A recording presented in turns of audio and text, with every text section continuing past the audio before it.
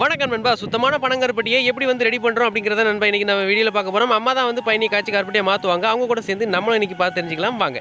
நண்பா முதல்ல வந்து அடுப்பில் வந்து தாச்சி தூக்கி வந்து வச்சிடலாம். தாச்சி நண்பா வைக்கும்போது அண்டைகள் வந்து எதுவும் சரிஞ்சிடாமல் நல்லா சூப்பராக இருக்கான்னு நண்பா செக் பண்ணி அப்புறம் நண்பா வைக்கணும். அதுக்கு பிறகு நம்ம பயணியை தூக்கி தாச்சில் நண்பா அரிச்சு வந்து ஊற்றணும். ஏன்னா நம்ம பயணியில் வந்து நிறைய பூக்கள் அளவரில் உள்ள பூக்கள் நிறைய தூசிகள் நண்பா கிடக்கும். அதை வந்து அரிச்சு தாச்சில் வந்து ஊற்றிட்டு இந்த மாதிரி நண்பா தீயை பற்ற வச்சு பயணியை வந்து வற்ற வச்சிங்கன்னா நல்லா பயணி போல் நண்பா பார்த்துருப்பீங்க. தண்ணி போல் இருந்திருக்கும். இப்போ பாருங்கள் நண்பா எவ்வளோ வற்றி நல்லா கட்டியாக நம்ம கருப்பட்டியாக வந்து 3/4% நண்பா மாறிடுச்சு. இதை வந்து இனி ஒரு பருவம் சின்ன பருவம் எடுப்பாங்க.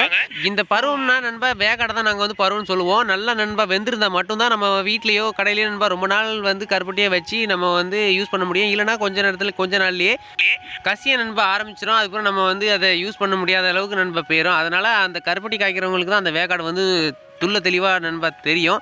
எனக்கெல்லாம் நண்பா அரைக்குறையாக தான் தெரியும். அதனால் நண்பா காய்க்கிறது இல்லை. அதனால் எங்கள் மம்மி மட்டும்தான் காய்ப்பாங்க. அப்போவுமே நண்பா காய்ச்சனால அவங்களுக்கு வந்து நல்ல அனுபவங்கள் இருக்குது.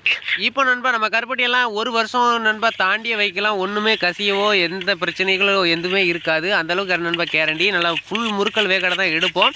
அதனால் நண்பா பிரச்சனையே இருக்காது. நண்பா இந்த வீடியோவில் வந்து ரொம்ப லெந்தாக போகுது. இது வந்து ஷார்ட் வீடியோ கொஞ்சம் தான் நண்பா சொல்ல முடியும். நம்ம பெரிய வீடியோ வந்து சேனலில் போட்டு வச்சுருக்கேன். அந்த வீடியோவில் இருந்து லிங்கை வந்து நம்ம டிஸ்கிரிப்ஷனில் வந்து கொடுக்குறேன். அதை நண்பா பாருங்கள். ஒரு கருப்பட்டி ரெடி ஆகிறதுக்கு எவ்வளோ வேலை நண்பா செய்ய வேண்டியிருக்கு அப்படின்னா தான் சுத்தமான கருப்பட்டி